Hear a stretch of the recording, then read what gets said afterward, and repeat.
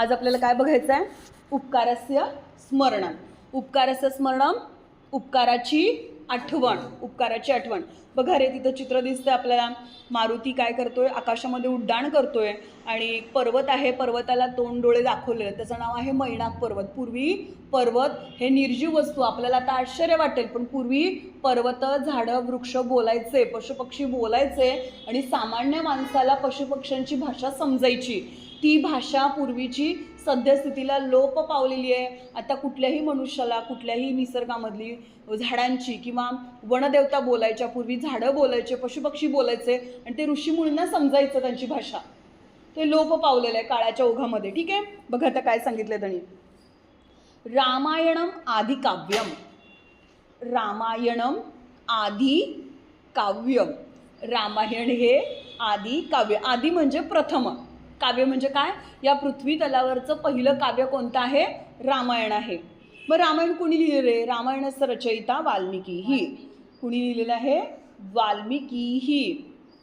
श्रीरामस्य चरितम अस्य ग्रंथस्य विषयः. श्रीरामस्य चरितः. आता चरित्र म्हणजे काय रे? तर चरित्र या शब्दाचा अर्थ लहानापासून मोठ्यापर्यंत जे काही वाढत जाणे, त्याचे पूर्ण काय म्हणूया आपण त्याला, लहानपण कसं गेलं, मोठेपण कसं गेलं, हे शब्दशः सगळं अंकित करणं, त्याला चरित्र असं म्हणतात. आणि रामायणाचं चरित्राचा ग्रंथाचा विषयच होता रामाचं चरित्र. एष प्रसंग रामायणाचा. तर ही कथा तुम्हाला दिसते, ही कथा कुठून घेतलेली आहे? रामायणातून घेतलेली आहे. बघा, मारुती ही सीतायाः अन्वेषार्थम लंकां प्रति उड्यते. बघा, अंडरलाईन करून ठेवा. अन्वेषार्थम म्हणजे शोधण्यासाठी. अन्वेषार्थम म्हणजे काय? शोधण्यासाठी. अर्थ म्हणजे साठी चतुर्थी विभक्ती लागते, लक्षात ठेवायचं. चतुर्थी विभक्ती. मारुतीही इकारांतम पुल्लिंगम. मारुती इकारांतम पुल्लिंगम. कवीही प्रमाण चालतोय. सीतायाः सीता मातेचा, अन्वेषार्थम शोध घेण्यासाठी, लंकेकडे उडाले. उड्यते. उड्यते. ते इथे आणते, से इथे द्वे इ व हे महे. आप आहे तो. आप लटलकार. बघा, उड्यते. प्रति म्हणजे चाकडे. प्रति चाकडे. षष्ठी विभक्ती तिथं लिहून ठेवा. षष्ठी विभक्ती लागलेली आहे. मारुती ही सीतायाः अन्वेषार्थम लंकां प्रति उड्डते. समजतंय? मारुती सीतामातेचा शोध घेण्यासाठी कुठे उडाला? लंकेकडे उडाला. मार्गे महासागर असती. मार्गामध्ये कोण होता? महासागर. महासागर म्हणजे समुद्र होता. तस्य तले अवतरतत मैनाक नाम पर्वतः. त्याच्या त्या समुद्राच्या तळाला कोण होता? मैनाक नावाचा पर्वत राहत होता. तर तुम्हाला अवर्तत म्हणजे काय? अवर्तत लिहून घ्या. अवर्तत राहत होता. लंघलकार आहे. लंघलकार. लंघलकारचा अर्थ भूतकाळ. लंघलकार म्हणजे काय? भूतकाळ. वर्तत म्हणजे वर्तते म्हणजे राहणे, अवर्तत म्हणजे राहत होता. मैनाक नावाचा पर्वत कुठे राहत होता? समुद्राच्या तळामध्ये राहत होता. यदा मैनाक गगणे मारुतीं पश्यति तदा स उद्गच्छति.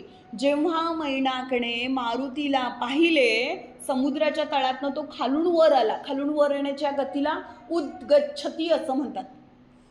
खाली तळातून वर येणे, त्याला संस्कृतमध्ये क्रियापद आहे उद्गच्छति. उद्गच्छति म्हणजे काय? खालून वर येणे. समजतंय? उद्गच्छति म्हणजे काय? खालून वर येणे. समुद्रात बहिही आयाती. समुद्राच्या बाहेर आला. कोण आला? मैनाक पर्वत आला. मारुतीना क्रमणीय मार्ग दीर्घ. मारुतीचा जो काही लंकेकडे जायचा जो मार्ग होता तो खूप लांबचा होता. मध्ये विश्रामार्थ स्थानमपी नास्ती इति मैनाकः जानाति. आता इथून आपल्या भारतातनं श्रीलंकेला जात असताना मध्ये तो उडत उडत जाणार होता. पूर्वी त्याच्याकडं एक ज्ञान होतं किंवा आपण काय म्हणूया, त्याच्याकडे एक ताकद होती, एक शक्ती होती की हवेमध्ये उड्डाण करायची. मारुतीकडे काय होती? शक्ती होती. पण मार्गामध्ये त्याला जर समजा तो उडताना कुठे त्याला जर त्रास वाटला, थकला, तर कुठेही बसण्याचं काही ठिकाण नव्हतं. नास्ती म्हणजे न अधिक असती, नाही, नव्हतं. मैनाकः जानाति. मैनाक हा जाणत होता. सह तसं साह्यम कर्तुम इच्छती. आणि म्हणून त्याला काय करायचं होतं? त्याचं साह्य करायचं होतं. म्हणजे त्याला साह्य करायची होती म्हणजे काय करायची होती? मदत करायची होती.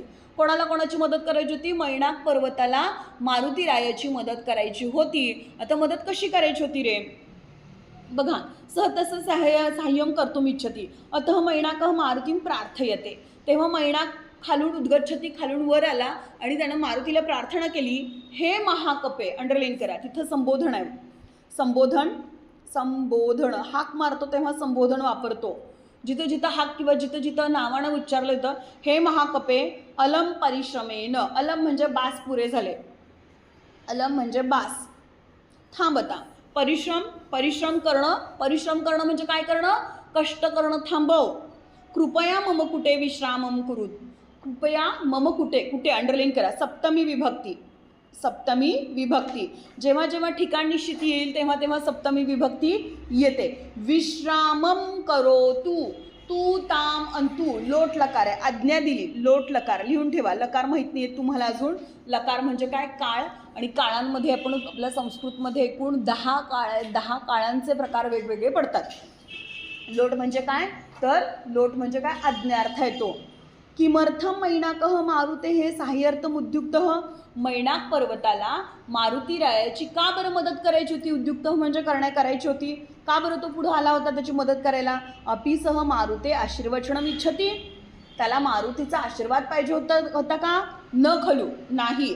खलू म्हणजे खरोखरच नाही. खलू म्हणजे काय? खरोखरच नाही. लिहून घ्या. खरोखरच नाही. तर नाही, त्याला काही आशीर्वाद वगैरे पाहिजे नव्हता. येतं तू उपकारस्य स्मरणम. त्याला तर एका उपकाराचं स्मरण झालं होतं. म्हणजे पूर्वी काही उपकार कुणीतरी केले होते त्याचं स्मरण झालं होतं. मारुती हे तात अंडरलाईन करा. तात म्हणजे वडील, जनक. तात म्हणजे कोण? वडील. तातः त्याचा समानार्थी शब्द जनकः. समानार्थी शब्द संस्कृतमध्ये जनकः.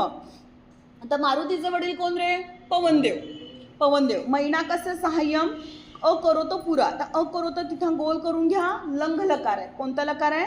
लंघ लकार म्हणजे काय? भूतकाळ. तर पूर्वी कधीतरी म्हणे मैनाक पर्वताची सहाय्यता कुणी केली होती? पवनदेवांनी केलेली होती. पवनदेव कोण होते? मैनाकाला मदत करणारे पवनदेव कोण होते? मारुतीचे बाबा किंवा मारुतीचे तातः होते. तदा सर्वे पर्वताः सपक्षाः. सपक्ष म्हणजे काय? पक्ष म्हणजे पंख. पूर्वीच्या काळी, पुरातन काळामध्ये खरी झालेली गोष्ट आहे ही.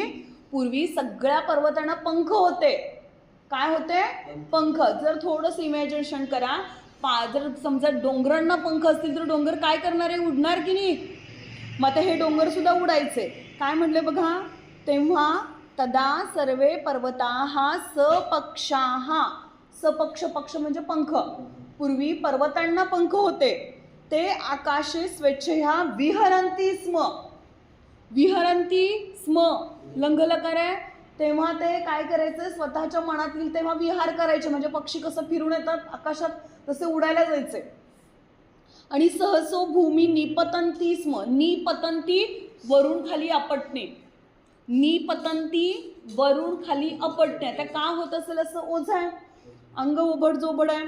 निपतंती स्म तेन त्रस्ताः रशय इंद्रमुपागच्छण. आणि त्यामुळं कधीही कुठेही डोंगर पडतील काही समजायचं नाही. खाली ऋषीमुनी यज्ञकुंड वगैरे करून यज्ञ जापजाप्य करत असताना मध्येच एखादा पर्वत त्यांच्या अंगावरती पडायचा. कितीतरी यज्ञकुंड भस्मसात व्हायची.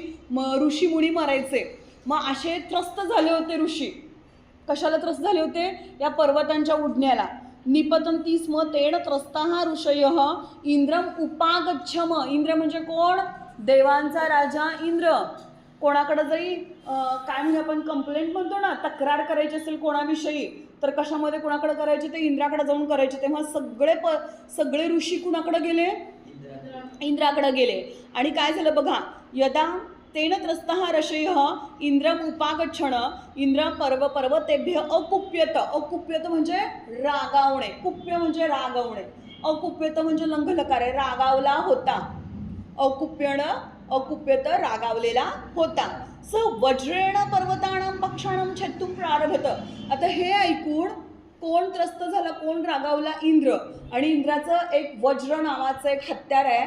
त्यानं ते उपसलं. ते पण दधीची नावाच्या ऋषींच्या पाठीच्या मणक्याचा तो एक अवजाराचा प्रकार आहे. त्यांच्याकडे होतं ते वज्र. आणि त्या वज्रानं प्रत्येक पर्वतांचे पंख कापत छाटत सुटला. यदा इंद्र मैनाकम प्रति आगच्छत. आणि ज्या वेळेला इंद्र मैनाक नावाच्या पर्वताकडे आला तेव्हा तदेव पवनदेव वेगेन तम समुद्रतलम आणयत. आता तो काय करत होता? त्या सगळ्यांचे पंख कापत सुटला होता. एवढ्यात पवनदेव आले आणि त्यांनी एका पर्वताला काय केलं? समुद्राच्या खाली नेऊन ठेवलं. म्हणजे तो काय झाला? त्या पर्वताचा पंख छाटण्यापासून वाचला इंद्रदेवांपासून. अरक्षत, अरक्षत म्हणजे काय, रक्षण केलेले होते. मैनाकः पवनदेवस्य उपकारम स्मरंती स्म. मैनाक काय करत होता आता, हे त्याचे पंख कापायचे वाचले, कुणामुळं वाचले, पवनदेवामुळं. आणि हे उपकार होते त्याच्यावरती. कुणी कुणावर उपकार केले होते, पवनदेवानी मैनाक नावाच्या त्या पर्वतावरती उपकार केले होते, त्याचे पंख कापण्यापासून रक्षण केलेलं होतं. मैनाकः पवनदेवस्य एतत् उपकारं स्मरन्ति स्म स अचिंतयत. आणि मग त्या उपकाराची जाणीव त्याला झाली आणि आठवण झाल्यामुळं त्यानं विचार केला. अचिंतयत म्हणजे विचार केला होता, लंघलकारच आहे. कृतेच प्रतिकर्तव्यम एषः धर्म सनातनः. काय सांगितले बघा, कृतेः च प्रतिकर्तव्यम एषः सनातन धर्म. आपल्याकडं पूर्वी फार धर्म झालेत, हिंदू धर्म असेल, सनातन धर्म असेल. धर्मांमध्ये सनातन धर्मामध्ये असं सांगितलंय, कुणी आपल्याकडं आयुष्यामध्ये थोडंसं जरी कुणी उपकार केलं तर त्याचे उपकार कधीही ठेवून घ्यायचे नाही आहेत. पैशाचे असो, मदतीचे असो, उपकाराची परतफेड ही करायचीच असते.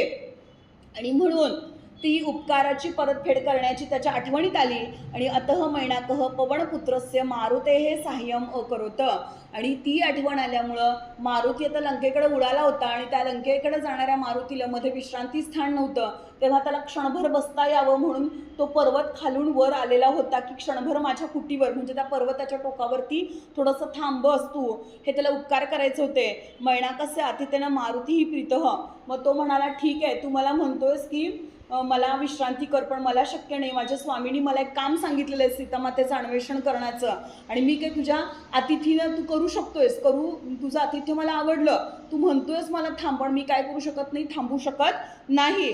मैनाकस्य आतिथ्येन मारुतीं प्रीतः तथापि विश्रामम अकृत्वा. अकृत्वा म्हणजे न कृत्वा, अंडरलाईन करून ठेवा. अ म्हणजे न, संस्कृतमध्ये न म्हणजे नाही, अकृत्वा. पण त्यांना विश्राम, कृत्वा म्हणजे त्वांतव्यय केला नाही. अकृत्वा न अधिक कृत्वा, न करता, कृत्वा न करता, सह कार्यसिद्ध्यर्थम आग्रे तिष्ठती किंवा आग्रे सरती. आणि त्यानं काय केलेलं आहे, मारुतीनं आपलं काम पुढं आणि पुढं सुरू ठेवलं, मध्ये अजिबात विश्रांती घेतलेली नाही. यावरून काय कळलं रे या कथेवरून, तर उपकाराचं स्मरण झालं तर ते फेडावं एक समजलं, कुणी आपल्या आयुष्यामध्ये उपकार केले तर त्याची परतफेड करावी. आणि दुसरं काय समजलं, कामाला आपण लागलो, एखादं काम हातामध्ये घेतलं तर त्याच्यामध्ये कुठल्याही प्रकारचा क्षणभर उसंत न घेता किंवा न थांबता आपलं हाती घेतलेलं काम पूर्ण करणे, मध्ये कोणत्याही प्रकारची विश्रांती न घेता. अतिशय सुंदर पाठ पुरातन काळातला आहे. समजला, व्यवस्थित समजला, ठीक आहे.